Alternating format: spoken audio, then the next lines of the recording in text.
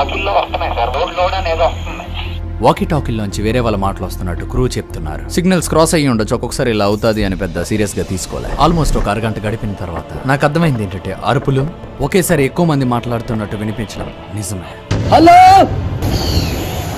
బహుశా ఆఫీస్ దగ్గర ఉన్న వాళ్ళ సౌండ్లు అయ్యి ఉండొచ్చేమో అని అనుకున్నాను. కానీ ఆ ఆఫీస్ దగ్గర ఎవరు లేనప్పుడు కూడా కొన్ని శబ్దాలు వచ్చాయి. ఈ దయ్యాల మీద నమ్మకం లేని నేను ఈ సౌండ్లు వేరే వైపు నుంచి రావడానికి అవకాశం ఉందా అని ఆలోచిస్తున్నా.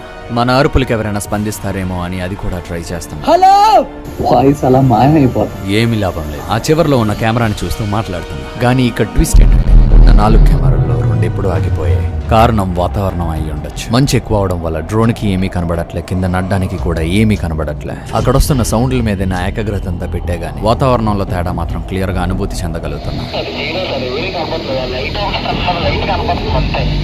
సడన్ గా దగ్గరలో కుక్కలు కూడా అరుస్తున్నాయి.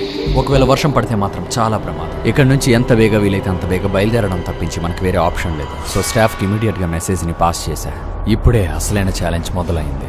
ఎంతో భయానకమైన చోటుగా భావించబడే ఇక్కడ చూపుని ఏమాత్రం పనిచేయనివ్వకుండా చేసే అంత మంచుంది. ముందు చీకట్లో చాలా దూరం నడాలి. దారిలో ఎటువంటి అరుపులు వినిపిస్తాయి అన్నది కూడా చూడాలి. దురదృష్టం శాతం ఇందులో రికార్డ్ చేసింది మీకు ఏమీ కనబడదు. దానికి కారణం మీకు చివరిలో తెలుస్తుంది. కొండకింతకి బయలుదేరాం, కాకపోతే ఏం జరగకూడదు అనుకున్నాను.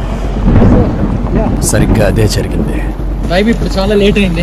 ఇంత దారుణమైన వర్షాన్ని ఎప్పుడూ చూడలే. సాయంత్రం 7 వెళ్తురు బానే ఉంది అని అనుకున్నాను. లేదు, మొత్తం ఒకేసారి చిమ్మ చీకటి అయిపోయింది. దారి ఏ మాత్రం కనిపించట్లే. చాలా కన్ఫ్యూజింగ్ గా ఉంది. ఇది కొండ కాబట్టి పైనుంచి నీళ్లు పారడం మొదలైంది. సడన్ గా మొత్తం చిమ్మ చీకటి అయింది. లైట్ ఉన్న చోటు తప్పించి ఏమీ కనబడట్లే. దారి తప్పిపోయింది. ఆ టైంలో ఎలా వెళ్తున్నాం, ఎక్కడికి చేరుకోబోతున్నాం అని ఏ మాత్రం తెలియదు. మనం ఏదో ఒకటి ఆలోచించాలి, కొంచెం ఫోకస్డ్గా. స్టాఫ్ ఇప్పటికే చాలా అలిసిపోయారు అండ్ వాళ్ళలో కూడా ప్రెషర్ పెరుగుతుంది.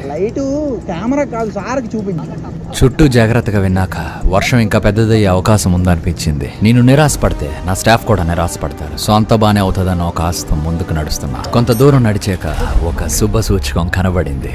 ఇది మనుషులు తిరుగుతున్నారు అన్నదానికి ఒక సంకేతం. ఈ డబ్బులు మనమైతే పారేసుకోలే, ఎందుకంటే సాధారణంగా మనం 500 నోట్లు వాడాం కదా. ఇప్పుడు ఒక నమ్మకం వచ్చింది. ఇలా ఇంకొంచెం సేపు ముందుకు నడిచాక ఒక డాగ్ ఎదురైంది. సింపుల్ గా ఆలోచిస్తే ఈ టైంలో ఆ డాగ్ ఏమైనా తినాలంటే ఖచ్చితంగా మనుషులు ఉన్న వైపే వెళ్ళాలి. ఈ ఒక్క క్యాలిక్యులేషన్ తో దాన్ని చాలా సేపు ఫాలో అయ్యారు. అదృష్టం శాతం ఈ రాత్రే బయటపడగలిగాం. మన మెదడుని ఆశ్చర్యంలోకి తోసేసిన ఈ చోట్లో దయ్యాల మాటలు వినిపిస్తున్నాయా లేదా అన్న ప్రశ్నకు సమాధానం మరికొన్ని ప్రశ్నలకు దారితీసింది.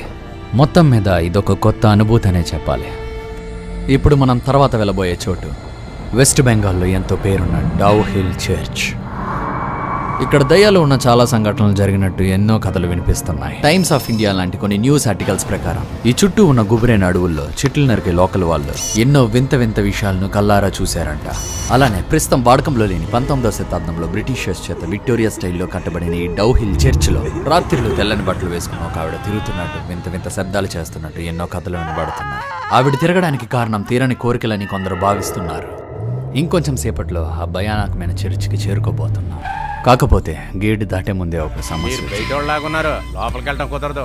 గమ్ముని బండి వెనక్కి తీయండి. పైకి వెళ్ళడానికి పైన ఊర్లో ఉన్న వాళ్ళకి మాత్రమే పర్మిషన్ ఉంది. కేవలం 50 ఇల్లులు మాత్రమే ఉన్న ఈ చిన్న పల్లెటూరు పేరు డౌ హిల్. ఇక్కడే బ్రిటిషర్స్ ఒకప్పుడు ఎంతో ఘనంగా చర్చ్ని, స్కూల్ని కట్టించారు. ఈ గేటే దానికి దారి. కారణాలు పూర్తిగా తెలియవు గానీ ఇప్పుడు చర్చ్ లోపలికి వెళ్ళడం నిషేధం. దాంతోపాటు బయట వాళ్ళకి ఈ గేట్ దాటడానికి కూడా పర్మిషన్ లేదంట. ఈ విషయం ఆ సెక్యూరిటీ ఆయన మన వాళ్ళకి మామూలుగా చెప్పిన బాల్, కానీ అవసరానికి మించి కొంచెం దురుసుగా చెప్పాడు. సరే, దారి దొరక్కంటా పోదు, ఏదో ఒకటి ఆలోచిద్దామని ఆ పక్కనే ఉన్న క్యాంటీన్లో కూర్చున్నా. ఇక్కడే మనకు ఒక విషయం తెలిసిందే. ఇక్కడ నుంచి దగ్గరలో ఉండడానికి హోటల్స్ ఏమీ లేవు. సో పైన ఊర్లో వాళ్ళు టూరిస్టులకి కొంత డబ్బుల్ని తీసుకొని వాళ్ళ ఇళ్లలో ఉండడానికి చోటునిస్తున్నారు. దీన్నే ఇక్కడ హోమ్ స్టే సర్వీసెస్ అంటున్నారు.